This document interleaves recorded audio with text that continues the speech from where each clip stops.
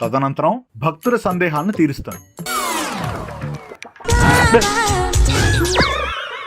బాబా నీకు టెంకాయ కొడతా, ఈ భక్తుడి బాధ కాస్త తీరుస్తావా? ఏయ్!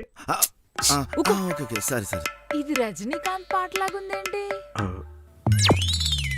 ఈ వాయిస్ ఎక్కడో విన్నట్టుంది. నాకేదో తేడా కొడుతుంది అమ్మగారు. గమనించారు, ఎప్పుడు అనుమానిస్తుంటా ఎవరో ఒకరు. ధ్యానం సమయం ముగిసినది. ఇప్పుడు భక్తుల సందేహాల సమయం. స్వామి, స్వేచ్ఛ అంటే ఏంటి స్వామి? మనం బ్యాచిలర్ గా ఉన్నప్పుడు తాగి ఏ టైంకి ఇంటికి వెళ్ళినా అడిగే వాళ్ళు ఎవరు ఉండరు చూసా? అదే నాయన స్వేచ్ఛ అంటే. అది మా అయ్యగారికి ఎప్పుడో పోయిందిగా. నువ్వు ఆపుతావా? అమ్మా శిల్ప, ఏదో తేడాగా ఉంది.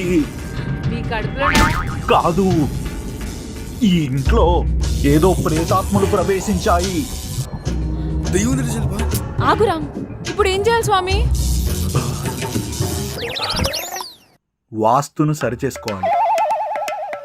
వంటిల్లు తీసుకొచ్చి హాల్లో పెట్టండి, హాల్ని తీసుకెళ్లి బాత్రూంలో పెట్టండి, బాల్కనీని బాత్రూమ్ చేయండి, బాత్రూమ్ని డైనింగ్ రూమ్ చేయండి. అమ్మగారు, వీడు గిన్నెలు మార్చినట్టు ఆ గదిని ఈ గదిని మార్చమంటాడేంటి? మన ఇంటి ఓనర్ గురించి సరిగ్గా తెలియదు కదా. ఊకోవే, ఏం చేయాలో చెప్పండి స్వామి. అమ్మా శిల్ప, మీ చెయ్యి ఒకసారి చూపించండి. నీ మొగుడు ఒక తాగుబోతు, తిరుగుబోతు, పెద్ద బూతు. నీ చేసిన అనుభూతి అంటాడేంటి? అయినా అమ్మగారి చేతిలో సారు గారి గురించి అంత రాస్తుందా? గ్రహాలలా గోచరిస్తున్నాయి. గోచియా? అమ్మా శిల్ప, నీకున్న దోషాలు పోవాలంటే 5 రాళ్ళు ఆ చేతికి, 5 రాళ్ళు ఈ చేతికి, 3 రాళ్ళు మెల్లో వేసుకుంటే నీకు కావాల్సిన బంగ్లాలు, కార్లు కొనుక్కోవచ్చు. పిల్లలు కూడా తొందరగా పుడతారు. అన్ని రాళ్ళు వేసుకుంటే మా అయ్యగారు పోసలు అమ్ముకునే వాడిలా ఉంటాడేమో. నువ్వు మోస్తావా? కానీ ఇవన్నీ 100% జరుగుతాయన్న గ్యారంటీ ఆ రాళ్ళకు ఉండవు. అలా జరగాలి అంటే నేను చెప్పే 50,000 రూపాయల పూజలు 5 జరిపించాలి. 50,000 పూజల? ఎక్కడైనా పూజలకు పేర్లుంటాయి గాని 50,000 పూజలేంటి?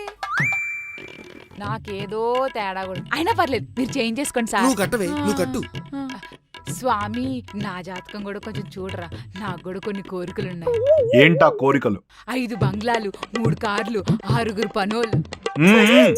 ఆశపడు, తప్పులేదు. అత్యాశ పడకు. అమ్మగారు, నాకు ఈ వాయిస్ ఎక్కడ విన్నట్టు ఉండుచారు. అది కాదమ్మగారు, వీడు జైవత్తా అన్నప్పుడల్లా ఆ వాయిస్ ఎక్కడో విన్నట్టుంది.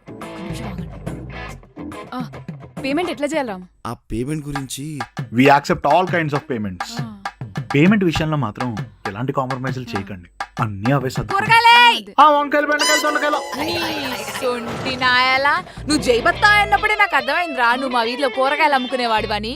అంటే అమ్మగారు బిజినెస్ బాగుంటుందని ఈ ఫీల్డ్ షిఫ్ట్ అయ్యాను. మీరు వదిలేస్తే వెళ్ళిపోతాను. అమ్మగారు, నా జీవితంలో నేను అమ్మగారు అంటాను తప్ప